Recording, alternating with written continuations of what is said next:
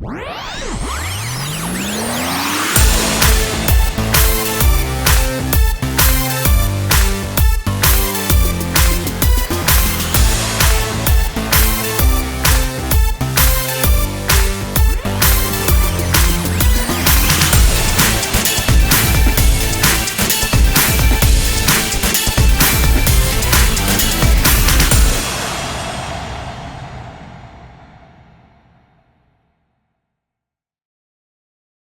up, YouTube? Today we're going 60 miles offshore.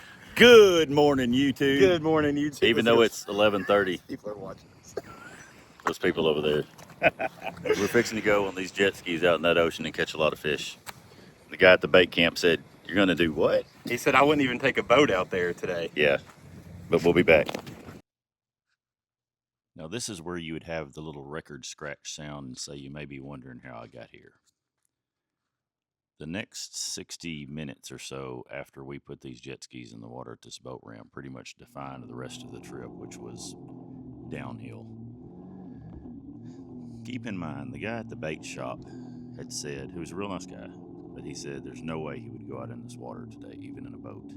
Because we're looking at the little wave app, and 1.1 feet at 5 seconds, that seemed pretty decent, I guess, but that shows what we don't know. So we went out there and we got to the end of the jetties, which I didn't know the jetties were 4 miles long. So we're out there pretty much in what I feel like is the middle of the open sea, feeling like we're going to get run down by these ships. And we really had no plan other than go to the rigs. So we looked out there and we saw a rig. And we said, let's go to that one. We can see it. It's right there. Let's head that way. And it was in the right direction, and we took off. And we drove for a long time. And the waves got progressively bigger and closer and taller and rougher. There was times the jet ski came out of the water. But we're going along making pretty good time, 20, 22 miles an hour, just kind of going out across there. The weather's nice. At no point in this was I worried about sinking, but it was a little rough. And I got to thinking, as far as we were driving, I could still see the land, which I wasn't expecting. But hey, that's the added bonus. I can still see which direction to swim if things go terrible. But we drove and drove and drove until we started getting a little closer to this rig, and we realized there's other rigs around it. Hey, no big deal. We'll come back. We'll fish these rigs on the way home. Then that first little fuel bar dropped off my gauge, and I thought, okay, now I'm going to start really kind of watching this pretty hard.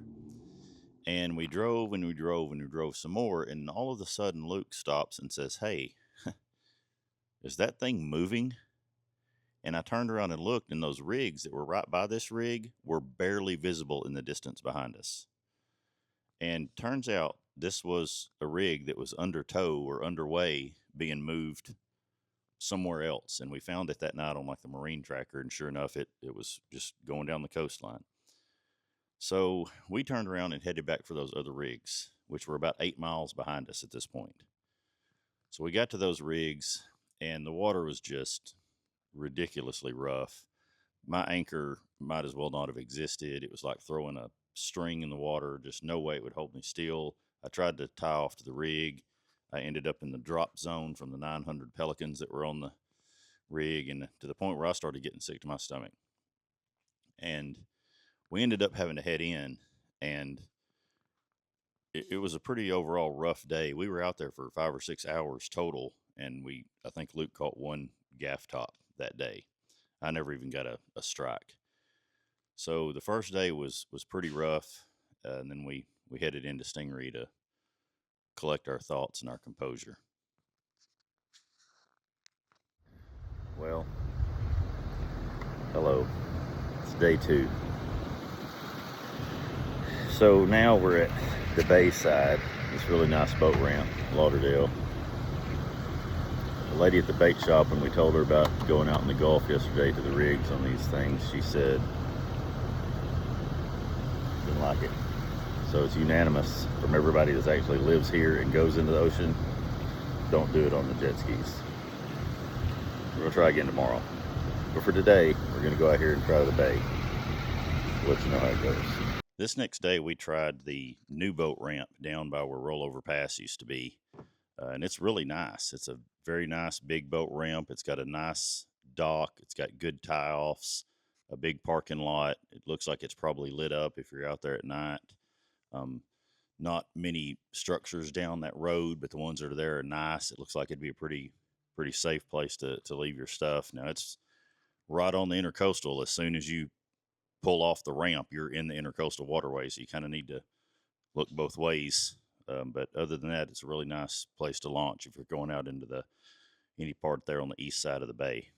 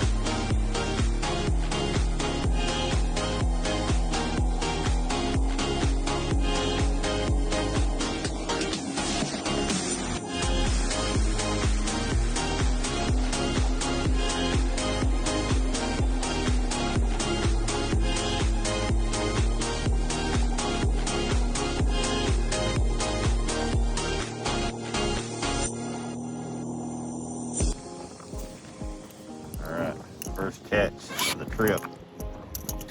Let's see. Next my measuring stick.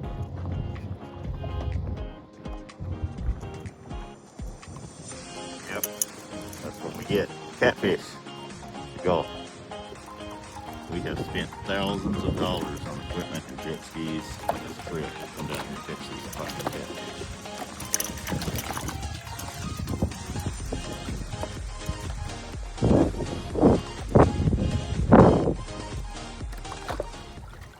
Alright, so I'm sitting here with my baits,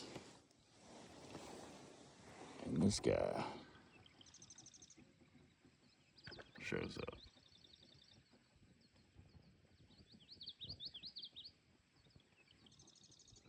It's alright though. He's just looking. He's just looking around, laughing at me because I haven't caught anything.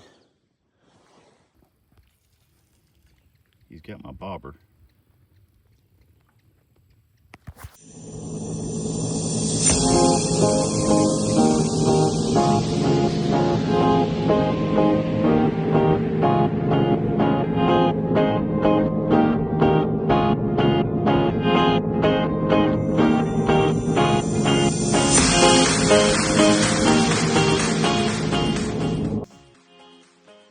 Now we're definitely going to try this again.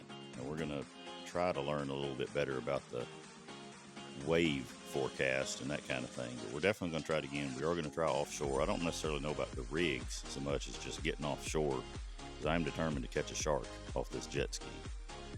We might pay a little more attention to the locals and what they say.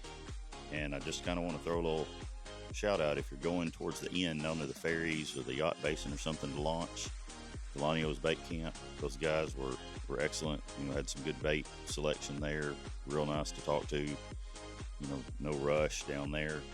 And if you're at the other end down by Rollover Pass, Miss Nancy's Bait Camp, Miss Nancy was great, even though she made fun of us for trying to drive jet skis in the ocean.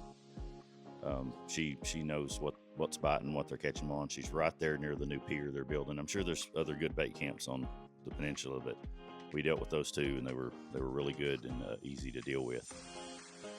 So we'll definitely give it a shot when we go back. And we'll see. Hopefully next time it'll be a little more productive and a little less stressful.